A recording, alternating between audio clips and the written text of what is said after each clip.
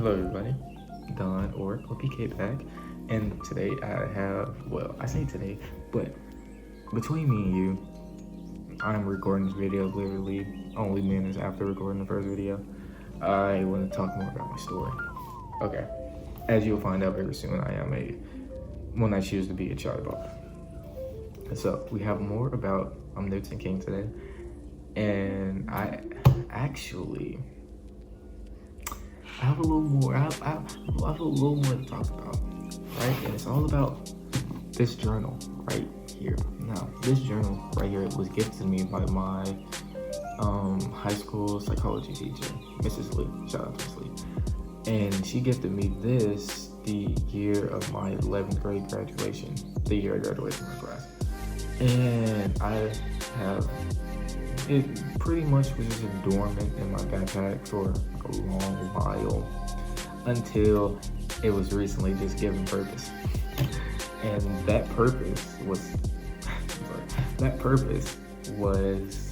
writing my story, or specifically it is about writing my story.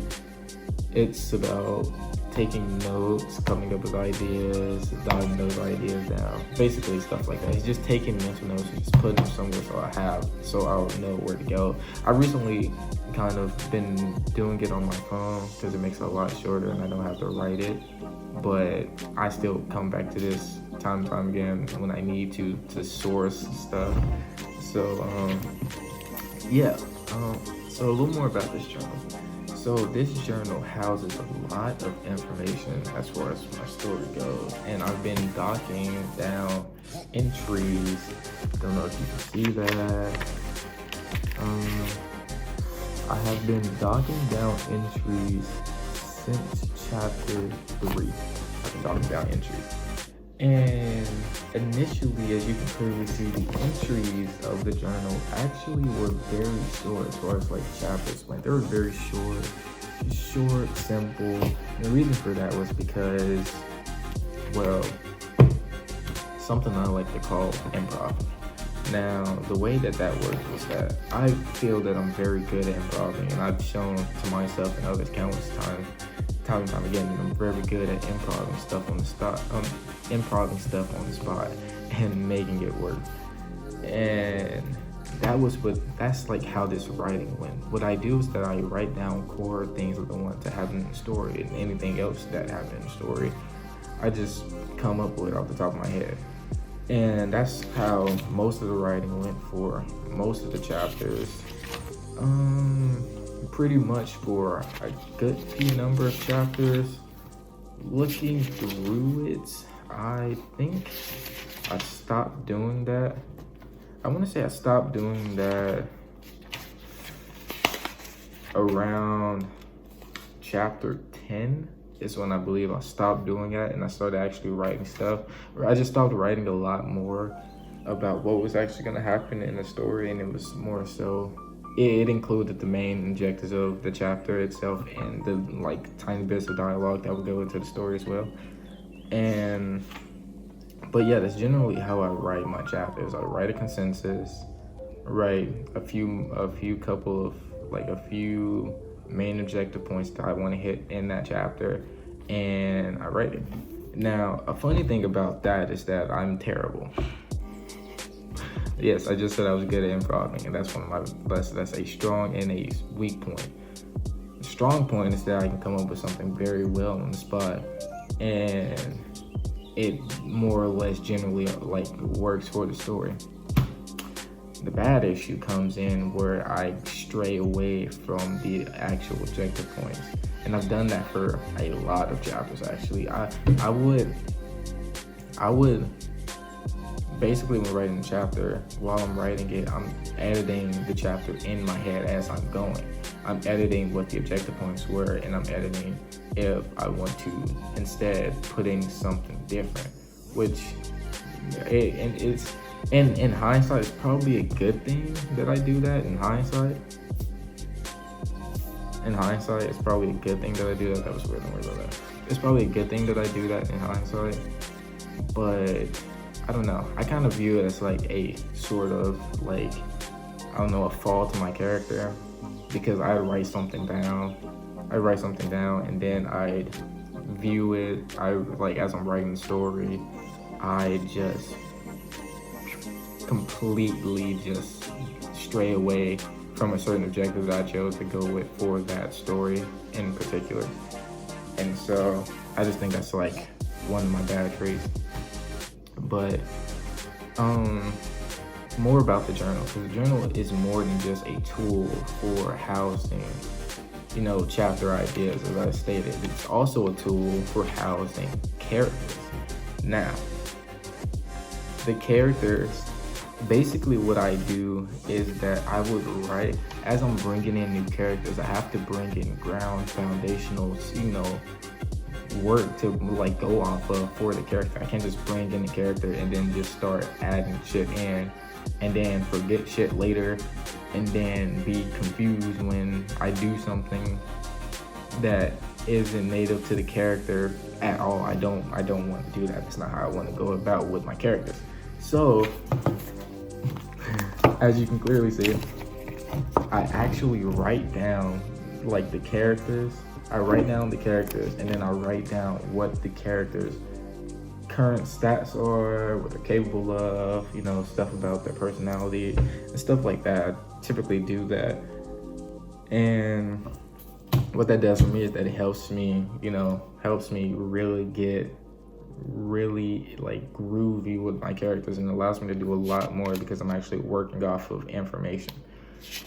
And I've done that for almost every character so far.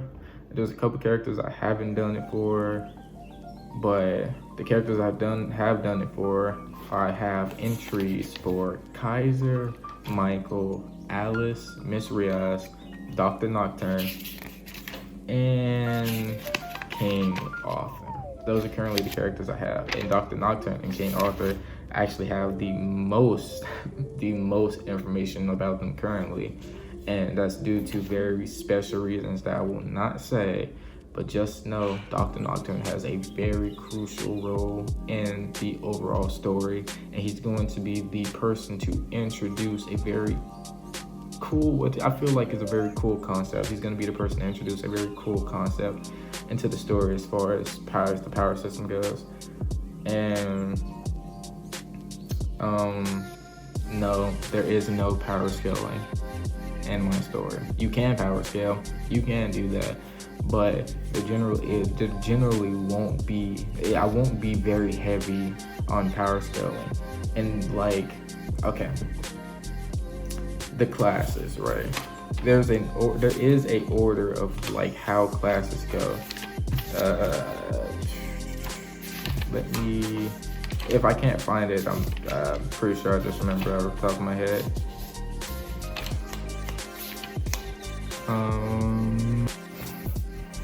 Okay. I'm back. Sorry about that. I like ran out of storage and I had to go clear some storage up. But basically, I was explaining that there's a class system within my story. It goes common class, common class rarity, uncommon class rarity, rare class rarity, super rare class rarity, ultra rare class rarity, and then we get into the big hitters, supreme class rarity, and chosen class rarity. There's a rarity above that, but currently the only person who has that is Kaiser. Currently he's the only person who has that, but it isn't known. It hasn't been realized yet. So don't get it twisted, okay, about my story, about me giving my main character just this OP moveset, just this grand scheme, I'm gonna dump all the power into him and tell him he's the only person in the world who has this level of no. I view that as very boring, it's very basic, it's very niche, and it's very repetitive. No. My character currently only has, and it's following a more of a, you know, you have like this great power, but you have to build up to get it, basically. That's a niche that I'm willing to follow. So anyone from Black Clover to solo leveling to basically anybody in general who has a great power, but has to actually work to, you know, use it to its fullest potential, which is basically everyone. So if you want to out me for that, then you just have to out everyone who's ever written anything, right? Okay. Currently, his class rarity is only ultra rare class, which is the ultra rare class rarity, and basically I've decided to do that because I want to showcase that Kaiser's abilities are a step ahead of everyone else's in terms of potential, right? Because his class is the basically the way that Kaiser. Okay, first, because I'm like off tracking. Kaiser obtained his abilities after going on the altar to receive a class from whatever deity chose him. But an explosion happened at the altar, which caused Kaiser's mental state to go into what I call the void. And basically what the void is that it's a space outside of Kaiser's reality. It is a infinitely expanding void where the character known as Kaijin in the story exists. Kaijin exists there. I can't tell you can't tell you everything, but the reason he exists there is because, to put it blatantly, he's too much for reality, basically. And so that's kind of why he's there. And he's currently Kaiser's sponsor. Now, this being, right, is what gave Kaiser his abilities. The problem is that Kaiser is nowhere near strong enough to utilize the sponsoring of this being. He's nowhere near strong enough to do so. And so Kaiser's basically, when the Kaiser comes to and he checks his status, his class is of the ultra rare class, because as far as lending power to Kaiser, that's about the most that Kaiser can handle, is an ultra rare class at that current moment, which, you know, it might give a conception that Kaiser would have only been capable of handling an ultra rare class, meaning that he was only going to obtain an ultra rare class. Don't fall for that trick, because that's not what I'm saying. I'm saying that Kaiser, the sponsor that Kaiser currently has, Kaiser is only strong enough to receive power up to an ultra rare class from that being. That doesn't necessarily mean that Kaiser is only capable of handling up to an ultra rare class. That's very important. But I want that to be a showing of scale of how strong Kaiser's sponsor is. Kaiser cannot handle even a fraction of that monster's power, and yet not even a fraction of that monster's power is equivalent to a ultra rare class being.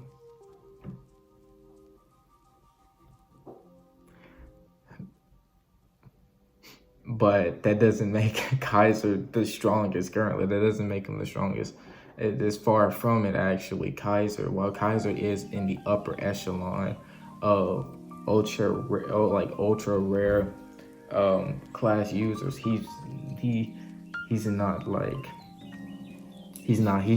the strongest. In fact, my character Alice is actually a grade above him, and it's like a class above him. She's the supreme class rarity. She's a class above him. But that only goes so far, because I want to implement that characters can be characters who are above them if the character who is below them is skilled enough to beat him.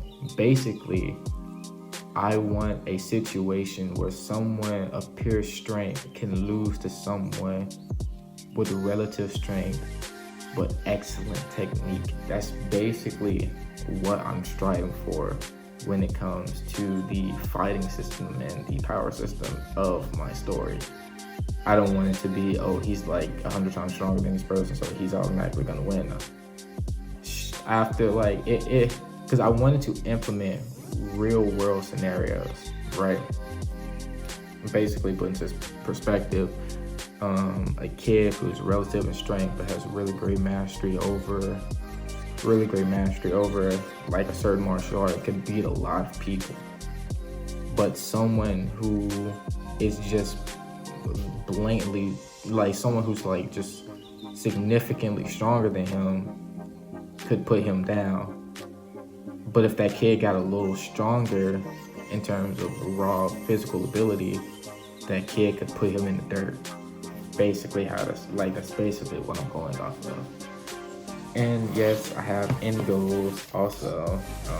We can talk about that later. I don't want to show too much. But yes, I have end goals. And I have, let's just say that the story's gonna get shaken up real crazy real soon. Not I wouldn't say soon, but some crazy. I plan on having a lot of crazy shit happening in my story, if I'm being completely honest. Like, a lot of stuff is gonna go a lot of different directions. But if you like the video, hey man, just go support me by reading my story. I'm Nipton King. It is on Royal Road, one of those, and web novel. And yeah.